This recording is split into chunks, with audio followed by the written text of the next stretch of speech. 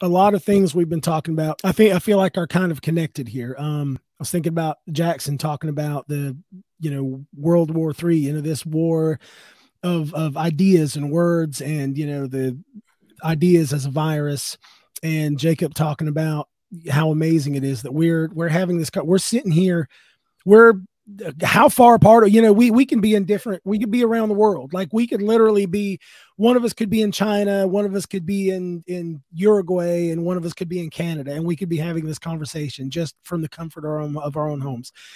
And going back to the importance of some of the things that Peterson has been talking about, I really feel like right now we are on the precipice of a kind of a spiritual awakening, and it's because, and I apologize for my stumbling, I'm trying to formulate this idea, but I really feel like we as a species are advancing so quickly now that we, like, the definition of evolution is any creature that has evolved to fit its environment, to survive optimally in its environment.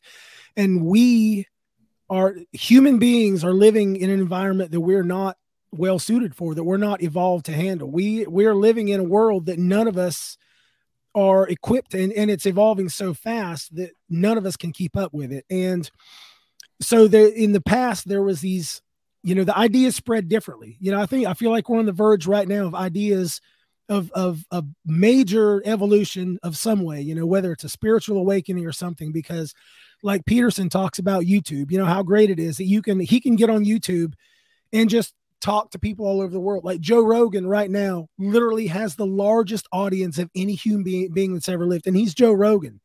Yeah. He's this meathead. And I mean, I say that playfully because I like Joe Rogan. I'm a meathead.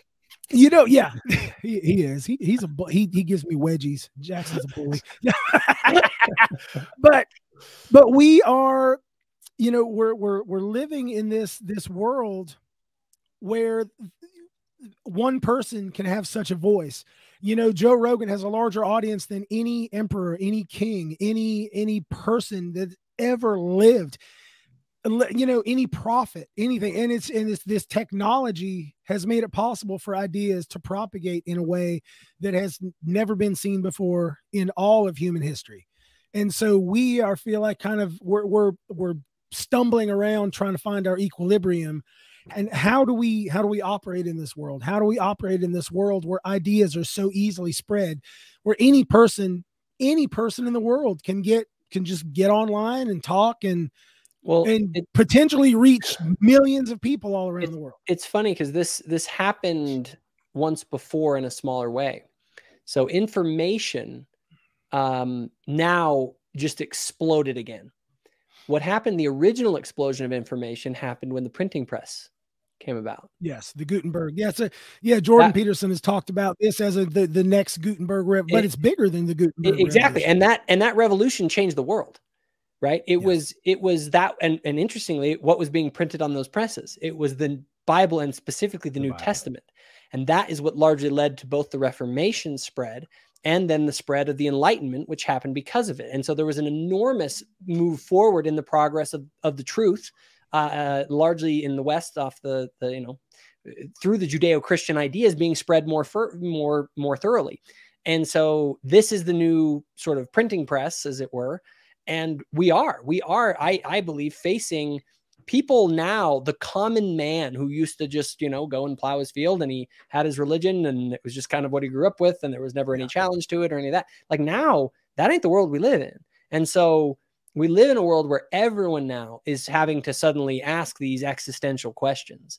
These, the level one conversation is being brought to the world, like it or not, ready or not, here it comes. You're going to have to be faced this. That's why, Jackson, your 11-year-old son is asking some of these questions. Right. You know what I mean? If he had lived in 1732 in some farm in Upper England or something, he probably would have just been like, hey, Dad, I need to milk the cows. Like, he wouldn't have been thinking about if his religion is right. But we live in this hyper information age. And so I think you're right. I think we're both on the cusp of something. But also I think it echoes the reason that, look, in the battlefield of ideas, like enormously good or bad things can happen. And so like the saints need to pay attention. Yes. And they need to be ready to engage in the public sphere and preach the gospel within this new sort of context that we find ourselves in. Yeah. Yes. Ideas matter. Well, yep. Well, hey, Jacob, so we're an hour and a half in.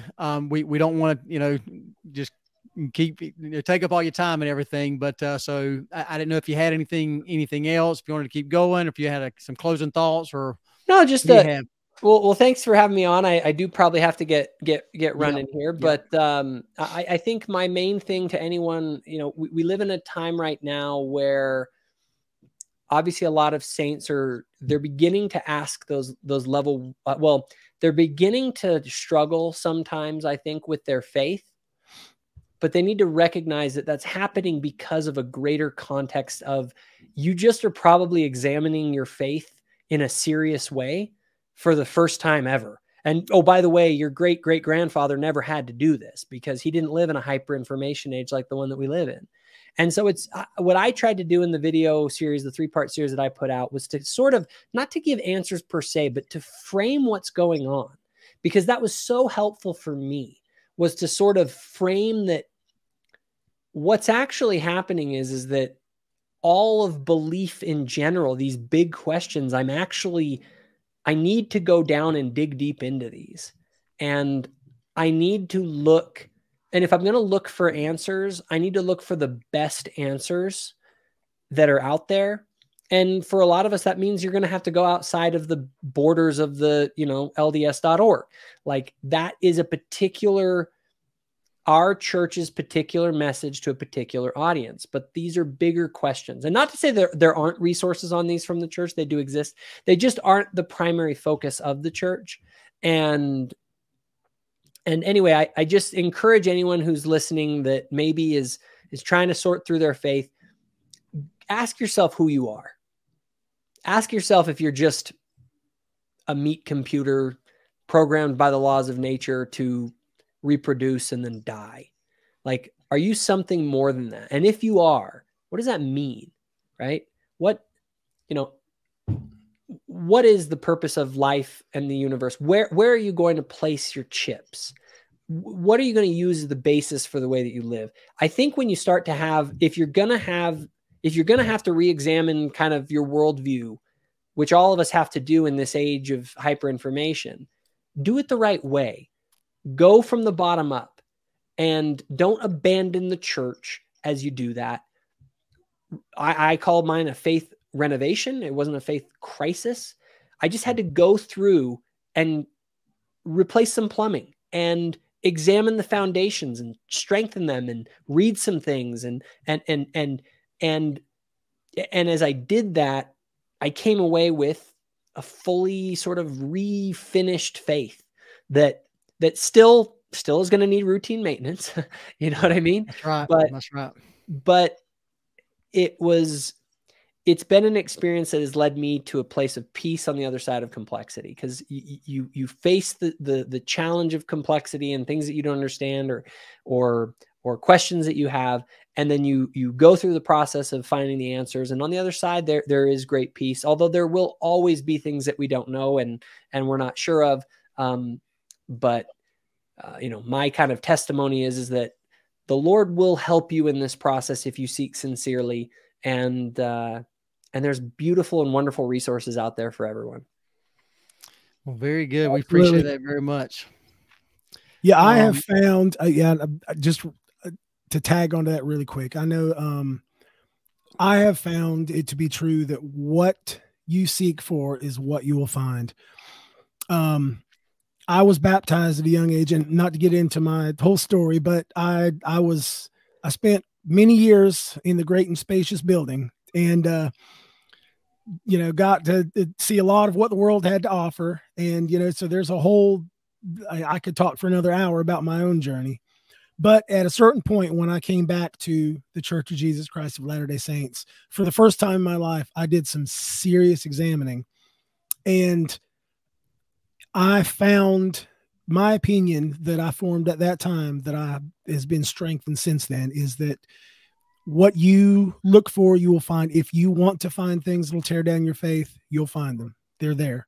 Yep. If you want to find things that are going to build your faith, you will find them. They're there. Thank you so much for checking out our podcast. We hope you enjoyed it. If you did, please be sure and leave us a review and rating. And then, of course, hit that subscribe button on our YouTube channel. Our ultimate goal is to help everyone experience gospel growth and good times as we strive to become the best versions of ourselves and ultimately who God needs us and wants us to become. May He bless each of you in that effort. Y'all keep on striving.